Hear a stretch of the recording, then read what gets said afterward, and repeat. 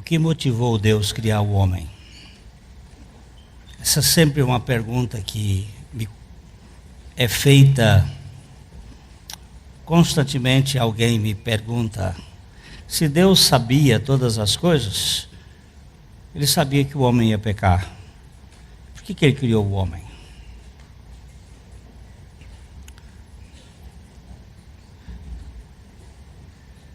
Como é que eu saio dessa encruzilhada?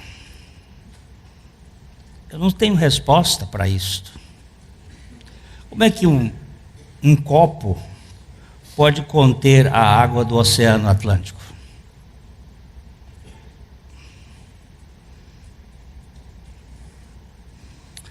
O que eu sei é que Deus criou,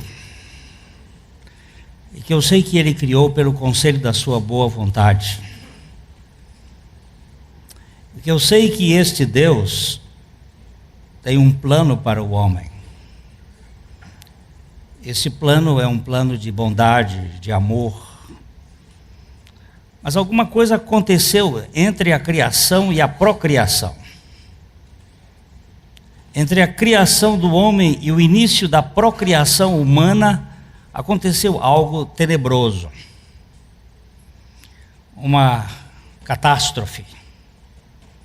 E o ser humano passou a viver buscando esconderijos, vivendo de máscaras, procurando arranjar desculpas para suas crises, para seus problemas. Nesta fuga da presença de Deus, logo nós encontramos Adão dizendo: foi a mulher que o Senhor me deu, que foi a responsável por tudo isso. Vemos o homem se escondendo e fazendo suas tangas. E a nossa história é uma história de enfermidade. Nós hoje vivemos uma doença universal. Alguém disse que o mundo é um hospício a céu aberto. É uma palavra assim meio terrível, mas de fato há uma loucura comunitária, global, ecumênica. Nós vamos ler em Isaías capítulo 1, versos de 5 e 6, uma coisa que mostra exatamente este lado. Isaías capítulo 1, versos 5 e 6.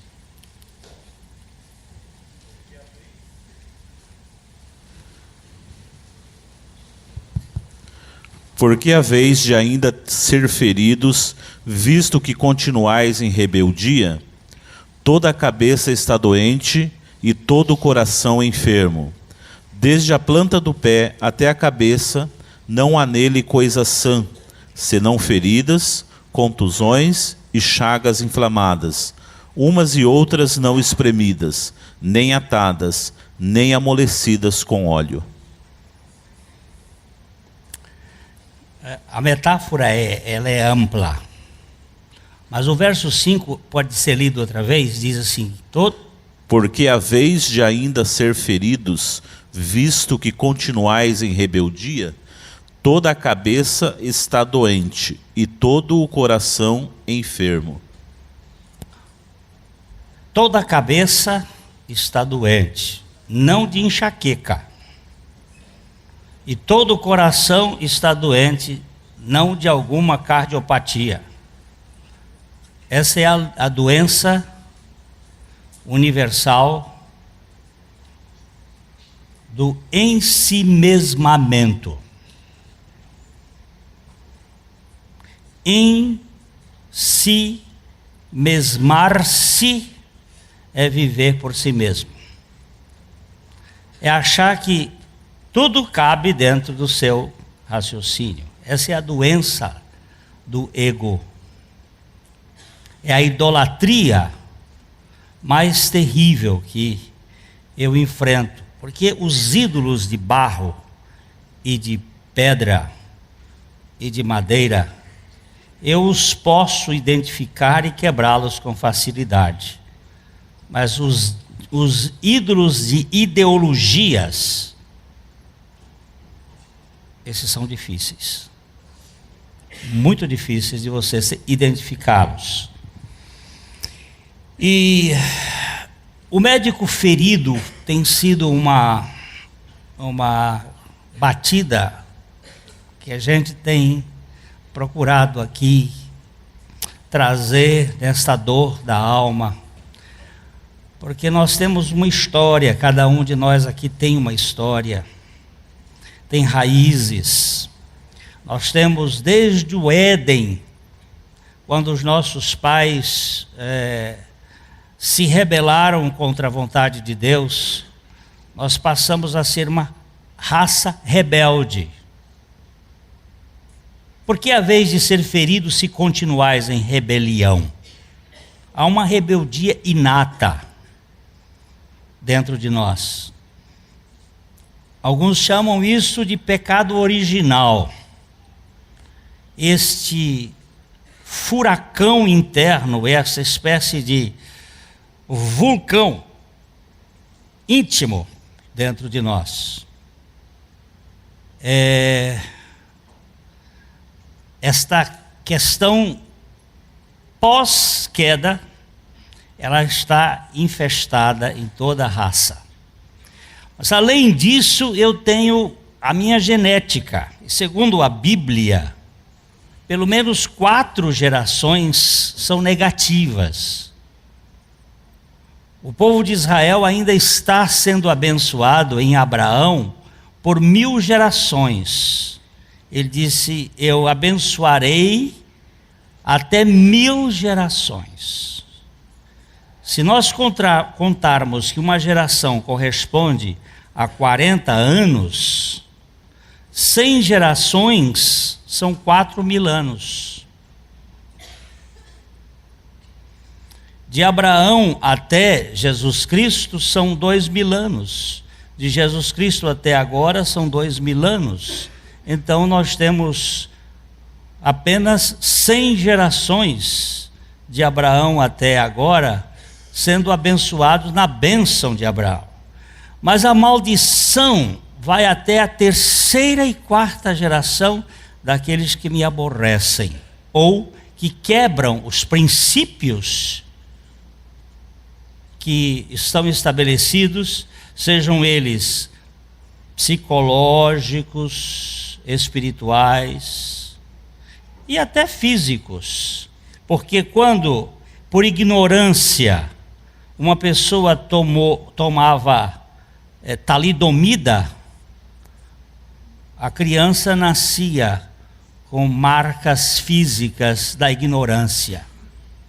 Ignorância em nome da ciência, mas ignorância, porque nós vivemos num mundo sem saber explicar esse mundo. E quando uma pessoa adquire sífilis, o filho vai ter suas consequências. Quando em 1800 os pesquisadores franceses como Charcot e outros que fizeram aquela pesquisa no campo das crianças que nasciam fruto da embriaguez dos pais, os pais bebiam no final de semana e geravam filhos sobre os efeitos da embriaguez. Essas crianças nasciam com uma síndrome que eles chamaram de os filhos do domingo, les filles du dimanche, que era a característica peculiar de crianças geradas sob os efeitos da embriaguez dos pais. Há uns anos atrás eu fui atender um casal que estava em pânico, porque com uma criança linda, muito bonita, olhos extraordinários, mas cega, surda, ela não podia ouvir nem ver, não tinha muita dificuldade então agora de falar, porque está aí nesse processo, se bem que Helena Keller era cega e surda e conseguiu ser o maior fenômeno da história que a humanidade já conheceu. Mas esses pais estavam mais agoniados porque aquela criança lá no Hospital de Crianças de Boston foi detectado cocaína na célula dela. E os pais eram usuários de cocaína. Então, é verdade que os pais comem uvas verdes e os filhos não embotam os dentes, sob o ponto de vista de que aquele que pecar, o pecado dele não vai ser transmitido, mas as consequências sim. As consequências do nosso pecado ela tem abrangência. Ele não vai ser condenado pelo meu pecado, o meu filho não vai ser condenado pelo meu pecado, mas ele vai sofrer as consequências do meu pecado. E nós sofremos hoje de uma doença crônica, de ego, de mau humor, de distimia coletiva, pessoas infelizes. E o paralítico de Betesda continua sendo o nosso paradigma. Quer ser curado? Você quer ter uma vida um pouco mais significativa? Eu não estou falando de vida feliz, com ausência de problemas, que isso não existe. Eu estou alegre, mas vivo num mundo de tristezas. Não posso negar os fatos das tristezas, senão eu vou ficar um paranoico.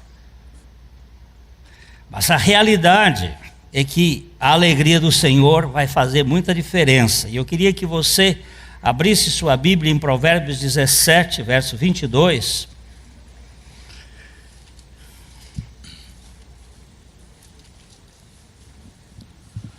O coração alegre é bom remédio, mas o espírito abatido faz secar os ossos. Falando daquele aspecto do querer ser curado, diz que o espírito abatido vai impedir o nosso sistema imunológico. Secar os ossos é uma figura bíblica do Velho Testamento que seria muito compatível com a ideia hoje da medula óssea estar sendo atingida por causa das ansiedades, das preocupações. Quando é que se começa a adoecer uma pessoa? Na nossa genética, na nossa congênese, na gestação e no ambiente em que nós colocamos essa criança no mundo, pais irritando os filhos.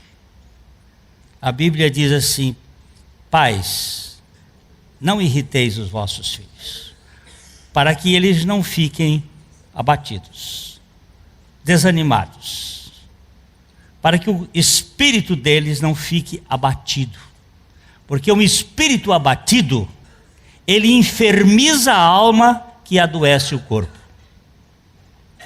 Veja a ordem: o espírito abatido enfermiza a alma que adoece o corpo. Doença é física, enfermidade é psíquica, abatimento é espiritual. O espírito sem esperança, ele vai se tornar um enfermizador da alma. E as enfermidades são múltiplas. Você pode definir algumas enfermidades da alma do ponto de vista neurótico, psicótico, do ponto de vista esquizofrênico, conforme, mas a classificação é variada. As muitas fobias, os toques, as pessoas obsessivas. De onde vem isto? De onde vêm as manias? Os medos. Eu estava conversando com uma pessoa lá na academia, de repente entrou uma borboleta. Foi um pânico daquela... Meu Deus! Parecia que tinha chegado um dinossauros daqueles mais terríveis. Foi um grito, foi um pavor. E é real. Não brinca não, é real. Ali está. Tem gente que apavora-se com a barata, com o rato. A musmofobia é muito encontrada nas mulheres. Elas têm pavor. Tem pavor de rato. Rã, perereca. Vide similibus. Agora vocês vão entender isso depois. Vai passar a noite toda pensando o que significa isso. Mas também não vou dar a dica. Eu estou diante de uma senhora que foi fazer uma viagem conosco. Era uma coisa absurda ver ela morrer de medo de perereca. Quase que matei-a do coração quando eu enrolei uma meia e joguei no colo dela assim, olha a perereca. Foi uma verdadeira loucura. Onde está isto? De onde vem isto? Vem de uma psique descompensada, desagregada, falta de relacionamento, porque não tem problema.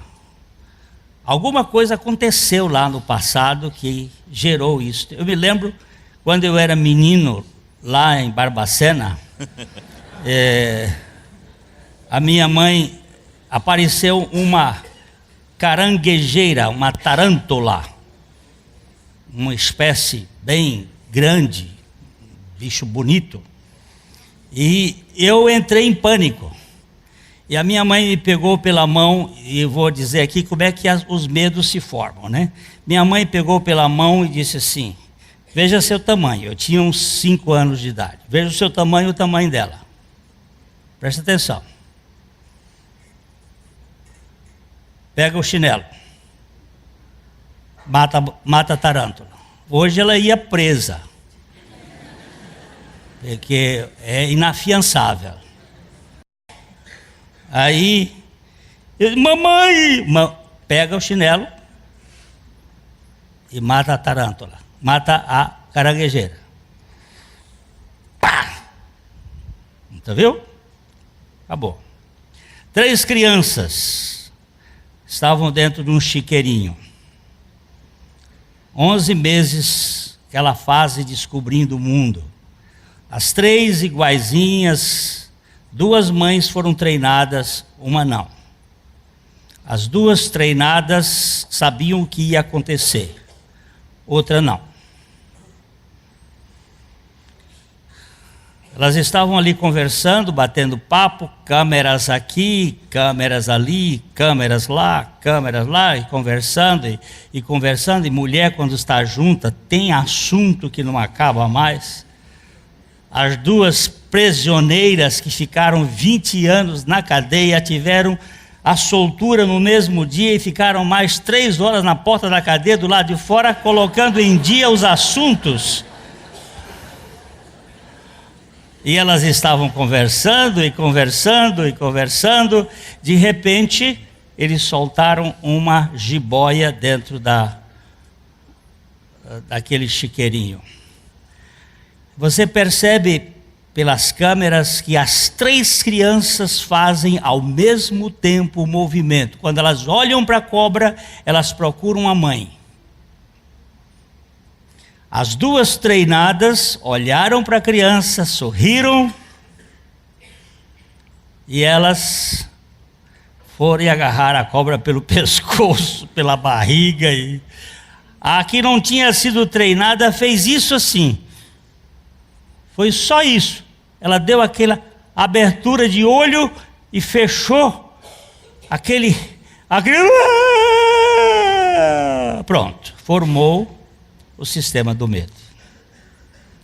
Como nós somos seres doentes, nós somos seres adoecedores. Os modelos familiares são transmitidos e aí nós carregamos. Daí as coisas que vão acontecer, muitas delas que nós nem sabemos porquê, nós vamos psicossomatizando. E eu, que sou um doente, adoeço meus filhos vão ficar doentes, vão adoecer meus netos, e vão adoecer meus bisnetos, e cada vez a sociedade, ao invés de evoluir, está ficando mais doente. Isso nega profundamente a ideia espírita de que você está passando por um processo de evolução.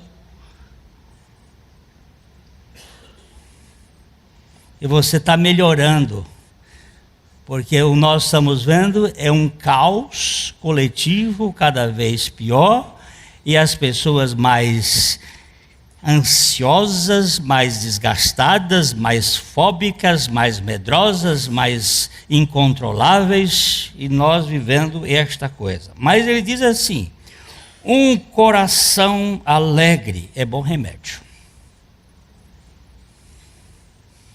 Agora, como é que esse coração vai ficar alegre? Só tem um jeito.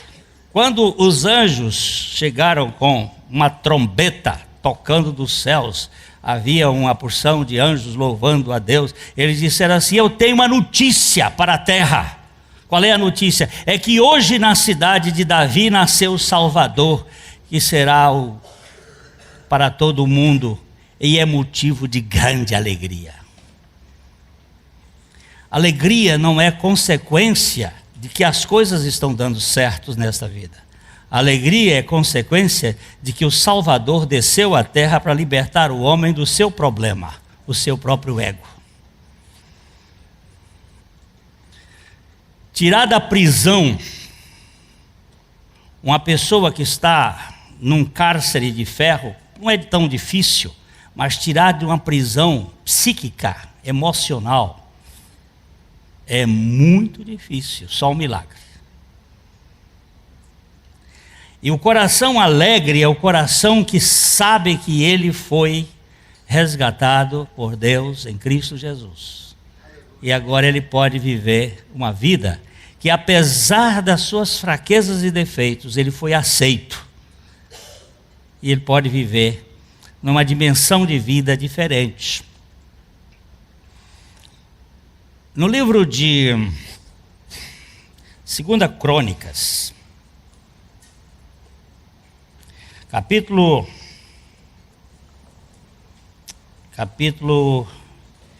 26, versículo 1, nós temos um rei chamado Uzias, que também é chamado de Azarias. Este é o 10º rei de Judá. Vou fazer um pequeno... Eu pensei que aqui a nossa igreja fosse de pessoas que lessem mais a Bíblia. Aí eu comecei a fazer uma pesquisa e descobri que os textos que as pessoas normalmente leem já são textos muito comuns. Não se faz uma leitura bíblica assim de carreirinha, começando lá em Gênesis e indo até Apocalipse. Não, ficam pegando. Tem uma turma que é salmódica. É a turma que gosta dos salmos. Leem os salmos, relê é muito bom. O salmo é uma coisa maravilhosa. E tem coisas extraordinárias, mas ficam só ali dentro daquele território. Tem outros que são proverbiais. Fazem a leitura de provérbios. Tem uns que são neotestamentários, só leem o Novo Testamento, porque o Velho Testamento é muito pesado, muito coisa. E, na verdade, o Velho Testamento é uma beleza, é a flor. O Novo Testamento é o fruto. Você pode pegar a flor e ver a beleza e a riqueza que está lá. E eu tenho visto que tem pouca leitura. A gente A gente gasta muito tempo vendo Corinthians e Grêmio, gasta muito tempo vendo filmes, filmes até interessantes, mas pouco tempo lendo Bíblia. Verdade ou não? Verdade. Então, lembrar aqui o seguinte: a monarquia começou em Israel por um desastre. O povo queria ser como os outros povos, queria ser como os assírios, queria ser como os egípcios, queria ser como os outros povos que estavam vivendo, até mesmo ali os filisteus, os cananeus. Eles queriam um rei, e Deus disse: pois não, vocês querem? Eles tiveram 3 reis assim sequenciais, Saul, Davi e Salomão, que foram reis que reinaram cada um 40 anos. Saul 40, Davi 40 e Salomão 40. Mas desde o governo de Saul começou a haver uma divisão interna nas tribos. As tribos começaram a ter dificuldades de ego, de poder. Quem é a mais importante? Quem é? Isso é a grande dificuldade que acontece também na vida, até na família. Quem é o principal? Quem é? Esse aqui, a mamãe ama mais do que aquele lá, o papai ama mais. E tem aquelas brigas de filhos que geram, até nos filhos da águia diz que tem o Caim e o Abel, que ele só põe 2 ovos e tem o Caim e o Abel, e um mata o outro. Então essas questões geravam lá, e quando Salomão morreu, o seu filho Roboão assumiu o poder, e ele tomou emprestado as informações dos mais jovens. Os mais velhos disseram o seguinte: se você quiser ter um reino unido, diminua a carga tributária, está muito pesada. E ele não achou que fosse boa, perguntou aos jovens, os jovens disseram: olha, se o peso do meu pai foi grande, a cana do meu braço será mais pesada do que o dedo mínimo de meu pai. E aí tributou, e 12 tribos, elas se partiram em 2 e 10, formando 2 reinos, o reino do norte e o reino do sul. O reino do sul, Judá, composto da tribo de Judá e a tribo de Benjamim, e o reino do norte, das outras 10 tribos. E o rei que ficou na tribo do norte, no grupo do norte, que ficou chamado Israel, ele colocou 2 bezerros de ouro, um em Dan e o outro em Berseba. Aqui eles fez uma espécie de, para ninguém ir para Jerusalém. Você botou 2 posições aqui, 2 lugares de segurança. Este reino desapareceu no ano 722, pelos assírios. Eles foram dizimados e sumiram. Ficou só o reino de Judá. Este rei aqui, Uzias, é um rei de Judá. Faz o grupo de Judá. Judá foi para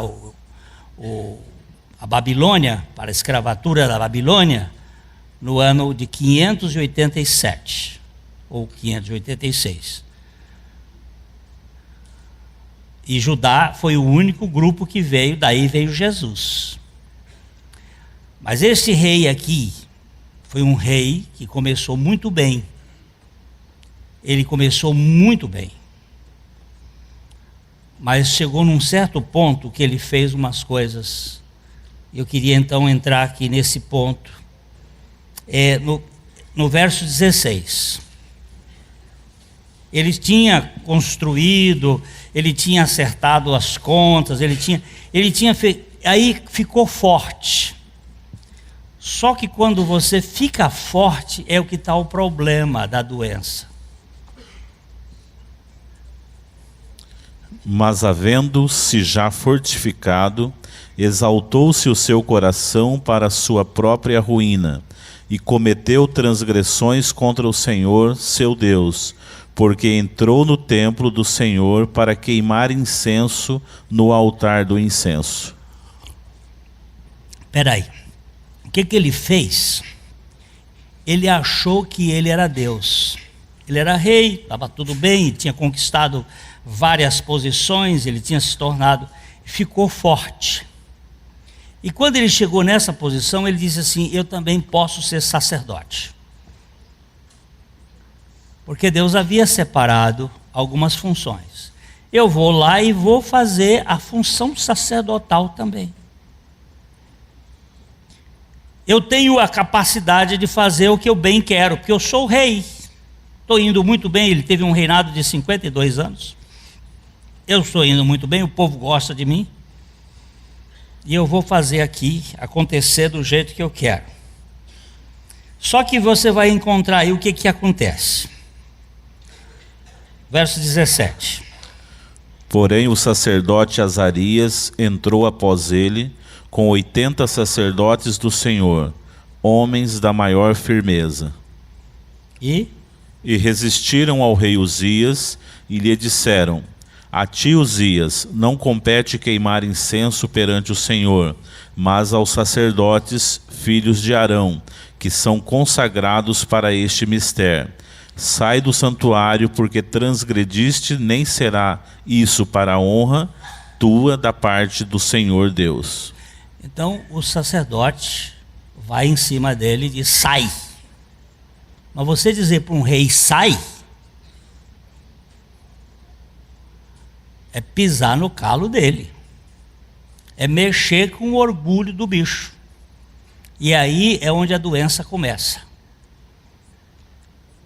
Quando é que nós fazemos com que o nosso corpo sofra? Quando passamos por frustrações psíquicas. Quando a nossa vontade é tomada de assalto. Aí nós começamos a adoecer. Veja bem o que aconteceu aí. Então Uzias se indignou, tinha o incensário na mão para queimar incenso, indignando-se ele, pois, contra os sacerdotes, a lepra lhe saiu na testa perante os sacerdotes, na casa do Senhor, junto ao altar do incenso. Na hora que ele ficou indignado. Esta é a etiologia de muitas doenças que nós sofremos. A indignação contra a nossa vontade. Não é indignação contra a injustiça. No dia que nós perdermos essa condição de nos indignarmos contra a injustiça, temos que pedir a Deus para nos tirar deste mundo.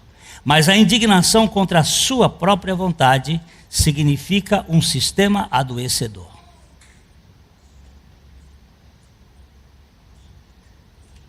Você se vitimiza. E a vitimização vai ser a causa do adoecimento, da enfermidade do adoecimento da pessoa. A Bíblia tipologicamente refere-se a isto como um aparecimento da lepra na testa do rei. Ficou na cara, ficou leproso, ficou doente. Grande parte das doenças de pele são doenças causadas por psicossomatizações emocionais da área periférica.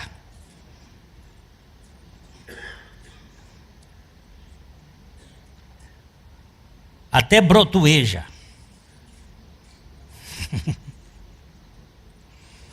Fica irritadinhos. Adoece.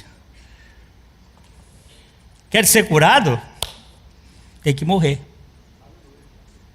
Tem outro jeito. Quer ser curado? É ir para o Calvário. Porque a doença, ela vem e toma conta. Vamos continuar um pouquinho aqui nesse Uzias. Então o sumo sacerdote Azarias e todos os sacerdotes voltaram-se para ele, e eis que estava leproso na testa, e apressadamente o lançaram fora. Até ele mesmo. O lançaram fora. Continua. Até ele mesmo se deu pressa em sair, visto que o Senhor o ferira. Assim ficou leproso o rei Uzias até o dia da sua morte, e morou, por ser leproso, numa casa separada, porque foi excluído da casa do Senhor, e Jotão, seu filho, tinha a seu cargo a casa do rei, julgando o povo da terra. Olha, esse rei passou o resto da vida num leprosário, fora do contato das outras pessoas. Vamos botar isto no ponto de vista psíquico. No dia que você enfermiza a sua alma, que vai começar o processo do adoecimento do nosso corpo, você começa a viver fora do contato da festa. Você sai do lugar da festa e passa a viver na amargura, no ressentimento e na cobrança, na murmuração e na reclamação e na fofoca. Esses são os lugares próprios de uma pessoa que está em decomposição espiritual. Ela vive de comer coisa podre. Vive como urubu, como abutre comendo carniça e se autoflagelando. Não tem festa. Coração alegre é bom remédio. Se você quiser conviver, eu fiquei admirado, o homem mais velho do Brasil, 117 anos, lá na Bahia. Essa semana, baianinho, qual é a receita para o senhor viver desse jeito? Alegria, alegria, alegria, alegria com Deus. Velhinho está lá e não tá para dizer que tá as perninhas, tá fazendo viagem, todo dia andando. E a gente encontra aí uma turma de 70 que está mais para lá do que para cá. Sabe por quê? Porque está em cima das costas dele ali uma vitimização. Coitado de mim, vivo aqui sozinho, meus filhos não lembram de mim, não sei o quê, BBB, é que você é insuportável.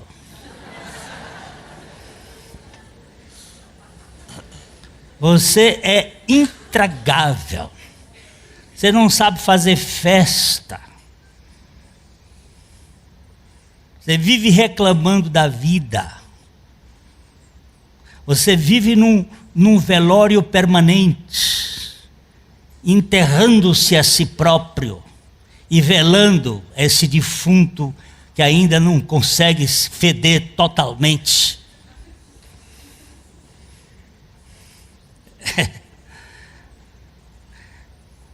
Tiraram Uzias. Esta palavra indignação. Vamos ler outra. Nós fizemos um estudo rapidinho com os homens lá sobre esse assunto que está no livro de Reis, 2 Reis, capítulo 5, versículo 1. A história de Naamã, o comandante do exército do rei da Síria, um grande homem diante do seu senhor, de muito conceito, porque por ele o Senhor Javé dera vitória à Síria. Ele era um herói de guerra, porém leproso. Ele era leproso. Este homem leproso, essa palavra lepra no hebraico pode significar várias coisas. Pode significar vitiligo, pode significar psoríase, pode significar lepra, pode significar câncer de pele. Ela é muito ampla. Era uma doença de pele. Doença de pele é doença de carcaça, é doença de aparência. É doença que mostra alguma coisa mais profunda do interior. Este homem era um homem importante. As pessoas importantes, elas não gostam de ser tratadas com humilhação. E ele então, numa das incursões pelos povos, conseguiu entrar numa cidade de Israel e levou uma menina. Essa menina, ela é citada simplesmente assim: uma empregada doméstica, uma menina que foi para a casa dele, da sua senhora. E essa menina resolveu dizer assim: ah, se meu senhor estivesse na minha terra, na presença do profeta, ele ia ser curado. Ah, se ele pudesse ir lá, ele ia ser curado. A mulher contou para o marido contou para o rei da Síria, que era o Ben-Hadad. E o rei então escreve uma carta para Jorão, que era o rei de Israel, dizendo: olha, eu estou mandando aqui meu general e você dá um jeito de curar ele aí. Eu estou mandando aqui 340 quilos de prata, 75 quilos de ouro e 10 vestidos festivais, vestidos para festa, e você então trata de curar meu general. Quando o rei recebeu aquela carta, ele disse: esse cara está querendo quebrar o contrato que nós fizemos de acabar com a guerra. Ficou apavorado, rasgou a roupa. Faniquito de rei bravo. O profeta soube daquela história, o profeta Eliseu, e o profeta Eliseu manda dizer ao rei, vamos aqui no verso 8, eu já cerquei aqui para chegar no verso 8. Ouvindo, porém, Eliseu, homem de Deus, que o rei de Israel rasgara suas vestes, mandou dizer ao rei: por que rasgastes as tuas vestes? Deixa ouvir a mim, e saberá que há profeta em Israel. Parece presunçoso o próprio profeta dizer assim: ó, deixa ele vir a mim, que ele vai ver que tem profeta em Israel. É meio arrogantezinho esse Eliseu. Mas quando o homem fala em nome do Senhor, ele fala na autoridade do Senhor. E ele não era um negociante que faz esse tipo de coisa que acontece na televisão hoje, essa evangelização barata. Vocês vão verificar aqui o que aconteceu. Vamos lá. Veio, pois, Naamã com os seus cavalos e os seus carros e parou à porta da casa de Eliseu. Então Eliseu lhe mandou um mensageiro dizendo: vai, lava-te 7 vezes no Jordão, e a tua carne será restaurada e ficarás limpo. Vamos parar aqui. Imagina chegar lá em casa,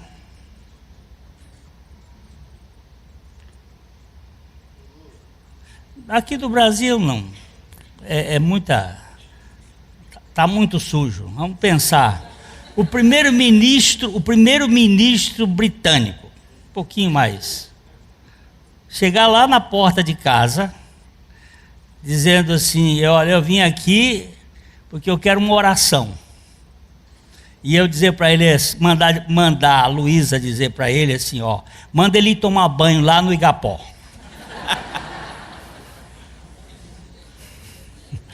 Mas o Igapó ainda está muito perto, sabe, né? O Tibagi um pouco mais longe, e o Rio Jordão ficava a 40 quilômetros de Samaria. Ele chega, o general chega lá na casa do profeta, e o profeta nem tem a delicadeza de chegar e sair e ir lá conversar com o senhor general. Ele chega e manda um dos seus emissários dizer para ele: vai tomar banho no Jordão. Isso não é lógico, isso é um absurdo. Mas é esse absurdo aqui que cura. Viu? Você viu a indignação lá do rei Uzias? Por causa da sua indignação, ele ficou doente o resto da vida. Eu vou terminar já. Mas tem gente aqui que não vai ser curada porque ela é vítima de si mesma e ela não quer ser curada. Ele vive ali dizendo e falando e conversando, a conversa o dia todo é pelo canto da boca, deixando escorrer a baba venenosa do seu próprio veneno de autointoxicação. Você quer ser curado? Ninguém cuida de mim, ninguém se importa comigo, ninguém me leva para lá. O problema não é esse, meu filho, o problema é que você não quer ser curado.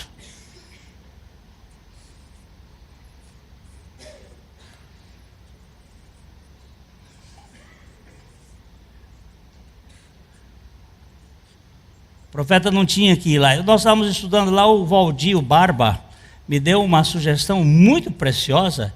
Ele disse, olha, aquele Jordão lá é um tipo de Cristo. Por que o profeta não quis sair? Porque primeiro ele tem que... O profeta estava no lugar de Deus e o Jordão no lugar de Cristo. Você não vai a Deus sem passar por Cristo. Eu sou o caminho, a verdade e a vida, ninguém vem ao Pai senão por mim. Tem que passar pelo Jordão. O Jordão é um lugar de morte. É o lugar da cruz. Você vai lá tomar banho no Jordão 7 vezes. E aí veja, vamos continuar. O verso 11. Naamã, porém, muito se indignou e se foi dizendo: pensava eu que ele sairia ter comigo, por-se-ia de pé, invocaria o nome do Senhor seu Deus, moveria a mão sobre o lugar da lepra e restauraria o leproso. Olha como é que a gente faz. Imagina logo. Ele vai sair lá, ele chega lá e faz um jorê, ele faz um negócio, faz uma pantomima. Outro dia eu fui fazer uma apresentação de uma criança lá em Curitiba.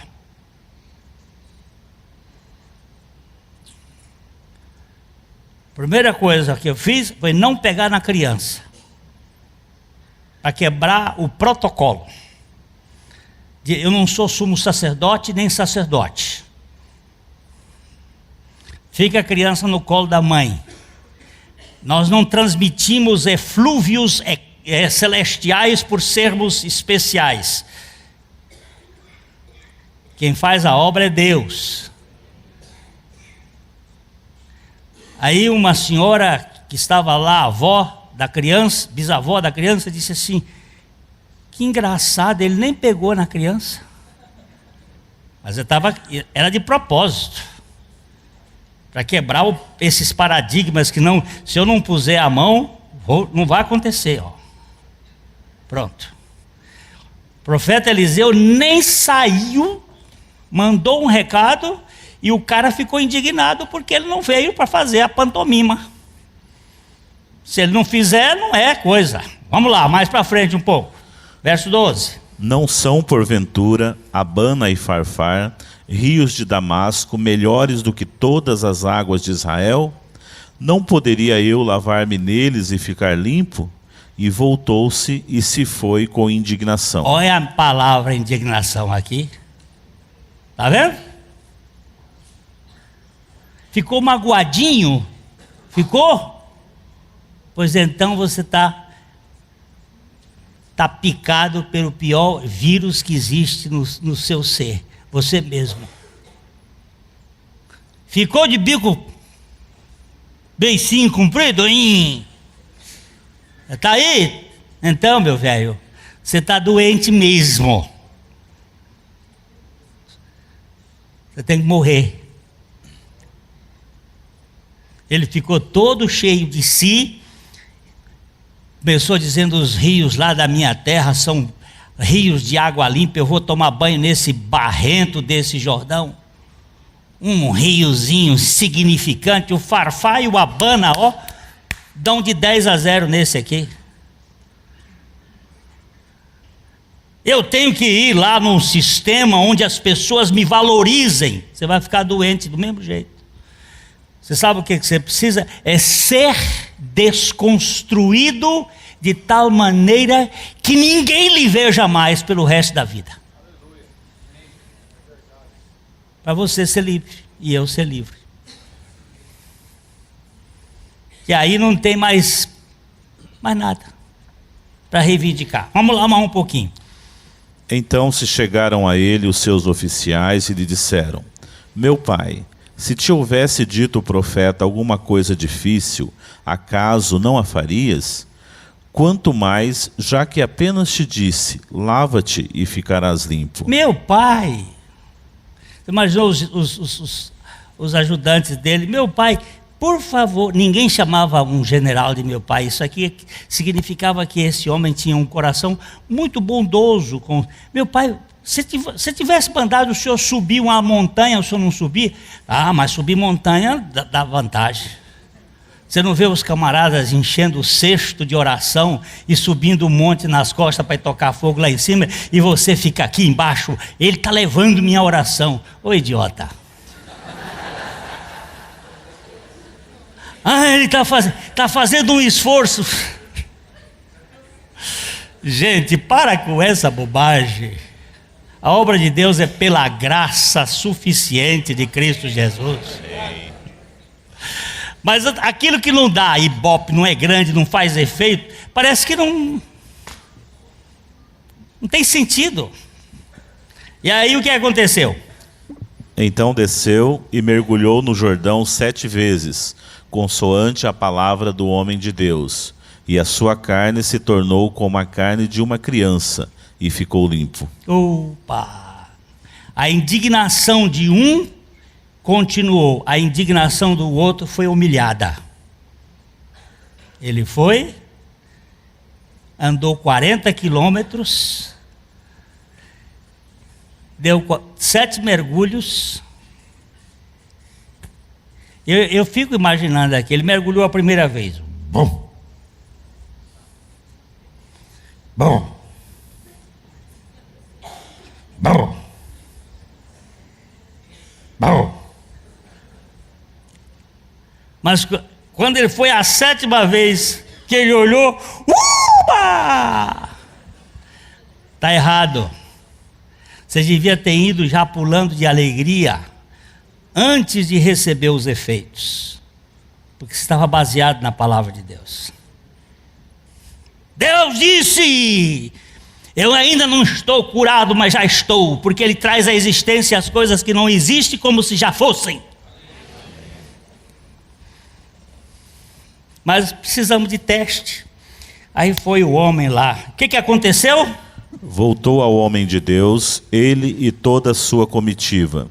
Veio, pôs-se diante dele e disse: eis que agora reconheço que em toda a terra não há Deus, senão em Israel. Agora, pois, te peço, aceites um presente do teu servo. Muito bem, muito bem. Agora Eliseu saiu. Antes Eliseu não saiu. Agora que ele passou e foi purificado, ele veio, e aí Eliseu foi, e ele se colocou diante de Eliseu. E Eliseu o recebeu. E aí, o que ele fez? Vamos negociar a bênção de Deus com o nosso dinheiro. Vamos negociar aqui. Porque a mentalidade dele era a mentalidade de arameu, de sírio. Não era a mentalidade de filho. Vamos negociar. Eu vou lhe dar um presente. Mas o evangelho de Jesus Cristo não é troca. É dádiva exclusiva da graça de Deus. Deus não faz negócio com a gente. Quem faz negócio é a religião. O evangelho não negocia. O evangelho dá. A riqueza da graça. Continue aí, meu irmão. Porém, então, siga. Porém ele disse: tão certo como vive o Senhor, em cuja presença estou, não o aceitarei. E estou com ele para que o aceitasse, mas ele recusou. Não aceitarei. Aqui nós não estamos negociando. Aqui é graça. Graça e graça. Naamã foi embora, eu não vou entrar mais nos detalhes, depois você vai ler.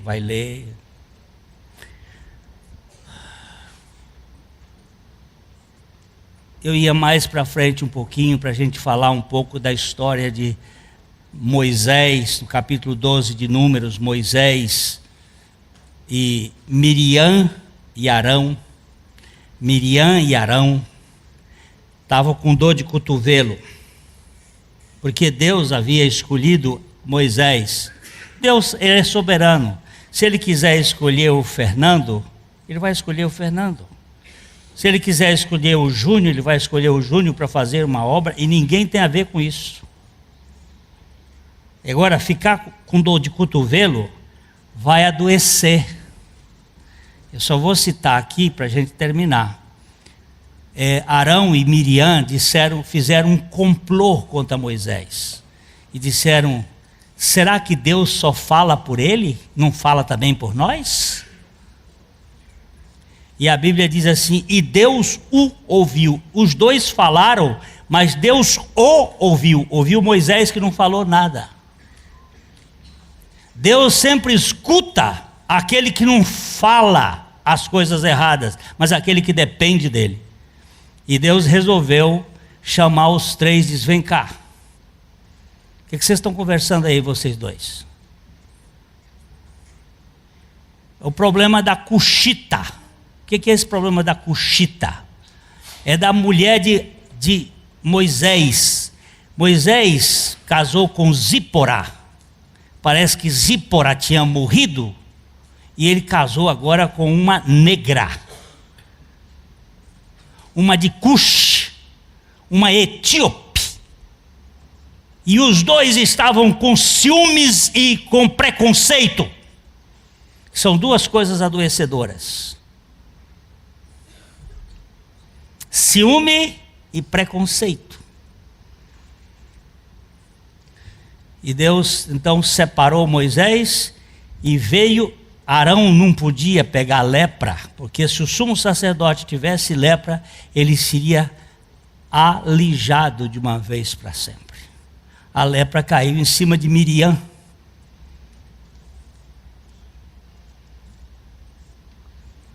E naquela hora ela clamou, e Moisés veio fazer a oração. Porque quem tem libertação não guarda ressentimento. E chegou e orou por ela, e ela foi curada, mas teve que ficar 7 dias fora do arraial, que era o tempo das 7 mergulhos, os 7 dias de exclusão, ou seja, o lugar da cruz, para ser liberto. Você quer ser curado?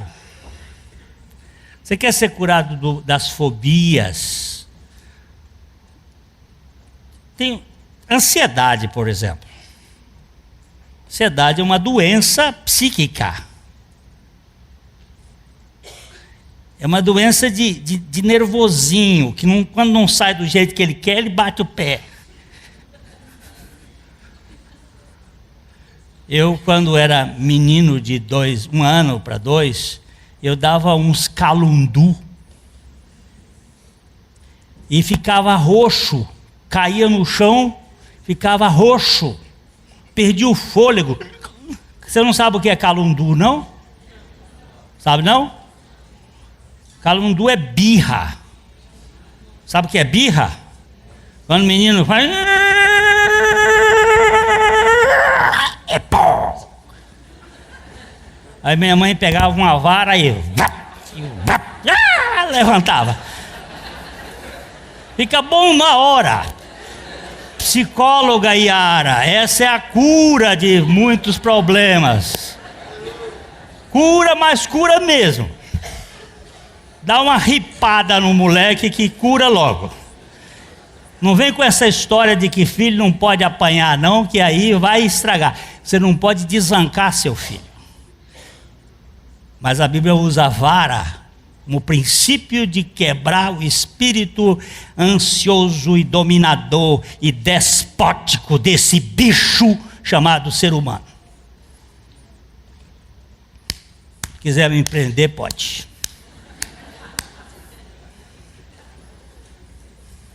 Mas eu fico com a minha velha Bíblia.